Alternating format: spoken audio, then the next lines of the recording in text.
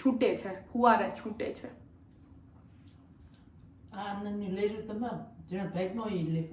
અને અમે બધા સવારના પરમાં 5:30-6 વાગે એ ડિસ્કસ કર્યું કે આ બધું હનુમાન બાપાએ કર્યું. હું તો એવું જ કહું છું, મારું તો આ જ માનવું છે.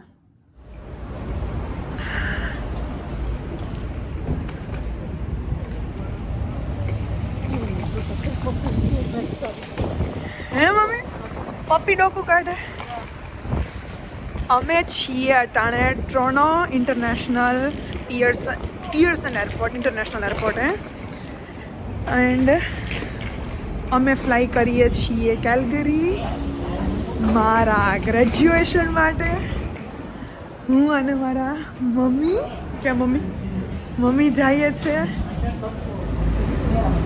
અમે ઊંધા ગેટ આવી ગયા હતા ને હવે અમે સાચા રસ્તે જઈએ છીએ. બહુ બધા લોકોને પૂછીને મને એવું લાગે ખબર નથી પડતી. અમે રોનોની જે સબવે ઓર મેટ્રો છે કે એમાં છીએ એરપોર્ટથી. એરપોર્ટથી સિટીમાં લોકોને ઉતારે, ટેક્સી તરફ ઉતારે અને જેમને ડેસ્ટિનેશન પર જવાનું કે ઉતારે. મારી મમ્મી બહુ ઓલું લાગે છે એરપોર્ટમાં.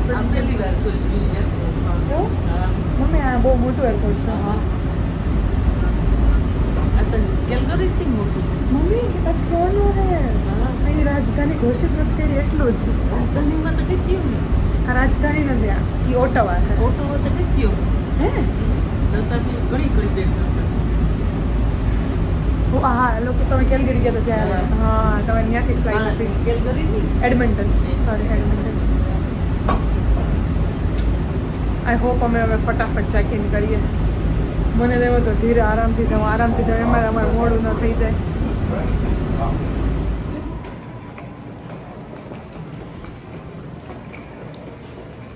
મમ્મી ક્યાં જોવે છે તો આપણા ડેસ્ટિનેશન સામું જો. આપણે તો ઇન્ડિયામાં તો ખાવું દીપાના જાય તો થોડી ભરે છે. આ તો શું ધીરે ધીરે જવાનું, અમે ઉતાવળ નહીં કરવાની. બહુ શાંતિ જો તો બે બેઠા નિરાંતે. મારી મમ્મીને એવું લાગે છે કે આખી દુનિયા એરપોર્ટમાં જ છે, એવું લાગે ને. સેમ જો એ કે હુતા નહીં હોય માણકી. મમ્મી છે ને ટ્રાવેલ કરવું એ શું કામ એનું કે.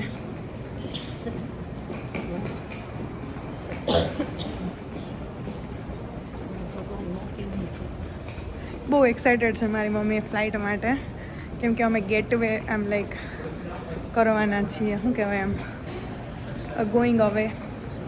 અમે પ્લાન કરીએ છીએ કે અમે એક દિવસ કેલગરી રહીએ અને બીજા દિવસે બેમ્ફ જઈએ. અમે તને બેમ્ફ જાઉં? બેમ્ફ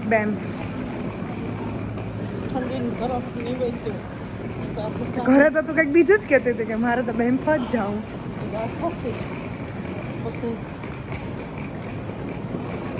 મને પણ એવું છે કે ગ્રેજ્યુએશન થઈ જાય છે એ બહુ મોટી વાત છે.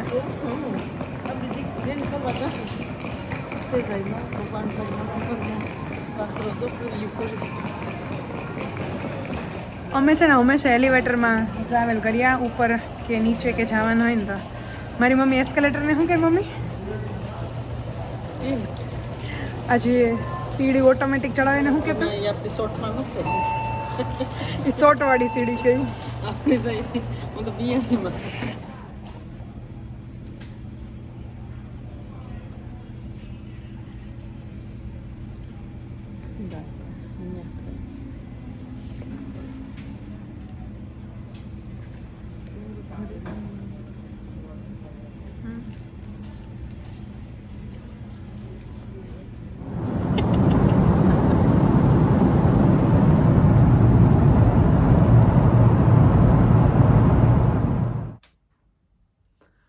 સવારના 5:30 વાગ્યા છે અને હું હવે ચેન્જ કરવાની છું સાડીમાં. અને મને વિશ્વાસ નથી આવતો કે 1.5 વર્ષ પહેલાં જ્યારે મેં કેલગરીમાં પગ મૂક્યો હતો ત્યારે મને મારા ઉપર કેટલી શંકા હતી કે હું કરી દઈશ, કે હું કરી ચૂકીશ, કે કેમ થશે ને. નો ડાઉટ હું 29 વર્ષની હતી, પણ છતાંય મારા મનમાં જે આમ સંકલ્પ ને દ્રઢ હોવું જોઈએ ને એ નહોતું. મને ખાલી એમ જ હતું, ખાલી એક જ વસ્તુ મારી પાસે હતી, નીતિ, કે મારી નીતિ સાચી છે અને હું મહેનત કરીશ, રાઈટ. અને મને ખબર જ છે આજે આખો દી રડવાની જ છું, અટાણથી ઇમોશનલ છું, રાઈટ. મને એક સ્ટેપ કરો ને એક વસ્તુ ને મને એક વસ્તુ દેખાય કે અહીંયા હું રોઈતી તો મેં અસાઇનમેન્ટ પૂરું કર્યું હતું, અહીંયા મને મરી જવા જેવું લાગતું હતું તો હું ભણી હતી વાંચી હતી, મને અહીંયા ગ્રે હેર આવવાના સ્ટાર્ટ થયા હતા, મારી માટે આ અઘરું હતું, મારી માટે આ શીખવું અઘરું હતું, મારી માટે આ કરવું અઘરું હતું, અને અટાણે હું ગ્રેજ્યુએશન માટે તૈયાર થાઉં છું. કેવું માનવામાં આવે. અને આ છે મારી સાડી, આ બાંધણી કહેવાય અને ગાળામાં કહેવાય અગર આખી પ્લેન સાડી હોય તો, અને ખાલી બોર્ડર હોય તો. હું એટલે પહેરું છું કેમ કે મને આ પહલીમાં લઈ દીધી હતી. મારા મમ્મીએ મને આમ એક સ્પેસિફિક રકમ આપી હતી કે તું અસલની બાંધણીની સાડી લેજે. અને હું કેટલા ટાઈમથી આ મેં 2023માં લીધી હતી, પણ હું 2023માં 2022થી ગોતતી હતી. મને એવું સ્પેસિફિક બહુ કે મને આવી સાડી આ કલરમાં આવી રીતના આમ જોઈએ. અને મારી ફ્રેન્ડ આરતી છે ને એ મારી બધી આવી ખ્વાહિશ પૂરી કરે.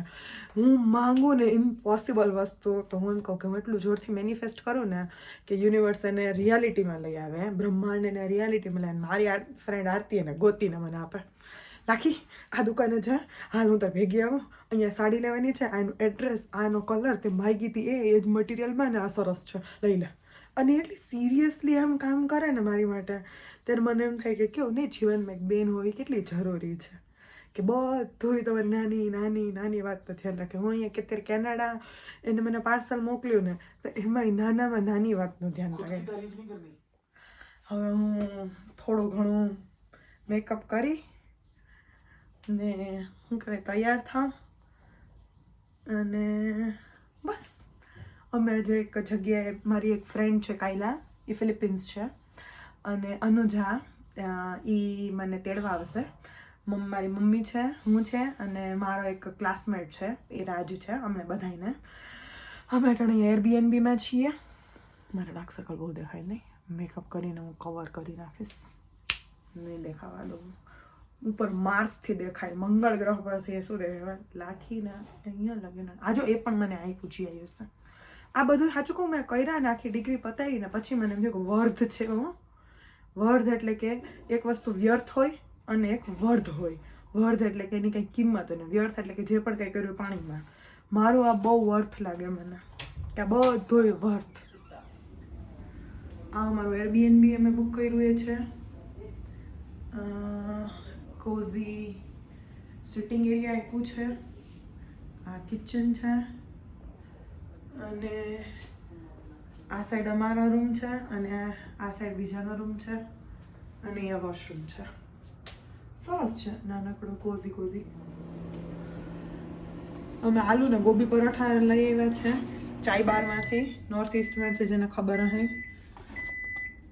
અને આ અમારો દેશી બ્રેકફાસ્ટ છે. અને પછી અમે અગોડામાં જવાના છે, કાયલાને મળવાના છે, અને ત્યાં હું કોફી પીવાની છું. હું તો ચા નથી પીતી, હું કોફી પીવાની છું. રાજ ને મારી મમ્મી આ બધું ખાસે પીશે. પરોઠાની સાઈઝ તો જો મમ્મી, એમ કેમ પરોઠું કહું पराठा जो कि आवड़ा जो हम तो जो कि तो पेट भरे. तुझे जैसा एक्सपीरियंस हो रखा है ना कि तो रिपीट करके बोला. उनसे बेटर कोई नहीं है यार, वो कुछ भी होता है मेरी लाइफ में उनके वैसे ही है. सेम मुझे ऐसा ही दिखाई देता है कि मैं, मेरे मदर इन लॉ, मेरी सिस्टर इन लॉ और मेरा हस्बैंड हम गए थे सहारनपुर जो है ना, मैं तुझे कष्टभंजन देव का फोटो दिखाऊंगी. वहाँ पे राज लाइक वो जो मंदिर की वो खुदाई कर रहे थे ना, जैसे मंदिर बन रहा है राइट, उसके पिलर्स के लिए जो करते हैं ना, तब वहाँ से ऐसा बोलते हैं कि खून बहा था और वो स्नेक का स्किन मिला था, तो उसको बोलते हैं कि शेषनाग का था और वो हट नहीं रहा था, कितना भी करे खून बह रहा, हट नहीं रहा। बहुत सारे सारंगपुर जो गांव है ना वहाँ पे बहुत सारे, फिर बंदर आ गए, इकट्ठे हो गए। और स्वामीनारायण मंदिर है ना, वो स्वामीनारायण भगवान में हनुमान जी नहीं होते, फिर भी उन्होंने कष्ट भंजन देव सत्य है, उन्होंने अब आप आजकल लोग गाड़ियों में भी लिखवा दे। और ये बात मतलब इफ आई स्पीक मुझे चिल्स आते हैं कि ये उनका मोटो है कि कष्ट भंजन देव सत्य है, सत्य मतलब पुरातन है, अभी एग्जिस्टेंस में है, वो उनका मोटो है। तो सोच, હનુમાન બાપાનો જ્યાં જન્મ થયો ને જન્મભૂમિ ત્યાં હું જઈ આવીશ. मेरी मम्मी ने बहुत सारी यात्राएं कर रखी है। पता है वो क्या बोलती है? अभी हम प्लेन में आ रहे थे ना, अभी प्लेन में आ रहे थे ना, तो बोले मैं अभी हम कैलगरी टोरंटो कैलगरी आ रहे थे, बोले झरमर गई हूँ मैं। मैंने बोला झरमर क्या होता है? तो बोले झरमर। तो मैं अपनी भाभी को बोल रही हूँ, मैंने बोला तुम जब आ रहे थे तब झरमर क्या था? तो जर्मनी। तो ये पता है जब यात्रा करती है ना, पता है क्या बोलते हैं? त्राम्बानाडु गए थे हम तो। और अब मैं लिस्ट में ढूंढू त्राम्बानाडु कहाँ है त्राम्बानाडु? तमिलनाडु। અમારી ભાષામાં અમે ટૂંકમાં પછી और ये इतना बहुत, और ये पता है इनको इसका वो फेवरेट डेस्टिनेशन क्या है? मैं उसको पूछूं ना तुझे कहाँ घूमने चले, डुबी। दुबई। पर ऐसा बोलते डुबी डुबी, तो मुझे ऐसा डुबी फन है भाई। क्या है मतलब हम सब वी गाइज आर गेटिंग, અમે બધા તૈયાર થઈએ છે અને અમે ઊભા ઊભા રીતના બ્રેક લઈએ જ ને વાતો કરીએ, because we are so overwhelmed है ना हम सब ऐसे उसमें कि सोचा नहीं था उस जगह बैठे पड़े अभी कि अब અમે ગ્રેજ્યુએટ થયા છે। બહુ અઘરું હતું આ જે કોર્સ અમે લીધો હતો ને, હું મારું સ્ટડી બહુ ઇન્ટેન્સ હતું। 8 મહિના 12 કલાક અમે ક્લાસમાં થયેલા। મારી પાસે ક્યાં સોશિયલ મીડિયા, કોઈ घर पे आना તો અરે કોઈ ઇક્વેશન मतलब કોઈ પ્રોબ્લેમ સોલ્વ નહીં થતી અમારાથી। એમ હું 3 લેંગ્વેજમાં બોલું છું, હિન્દી, ગુજરાતી, ઇંગ્લિશ। એટલે હવે મારો ચસકી ગયો હું કહી શકું ઓફિશિયલ। હું આમ એટલી ઓવરવેલ્મ્ડ છું ને, ઓવરવેલ્મ એટલે કે હરખમાં છું કે આમ ન કે હાલવા જ આમ દોડાઈ જાય ને, જો બોલ આમ ન કે કરવા જ ખુશી છે એમ. હા ખુશી એમ આમ હરખ આમ ન કે અતિશય હરખ આનંદની આમ છૂટે છે, ફુવારા છૂટે છે। આ આનંદની લહેરો તમામ જેના ભાગમાં હોય એ લેખો કે આ લહેર અને અમે બધા સવારના પરમાં 5:30-6 વાગે એ ડિસ્કસ કરીએ કે આ બધું હનુમાન બાપાએ કર્યું છે। હું તો એવું જ કહું છું, મારું તો આ જ માનવું છે।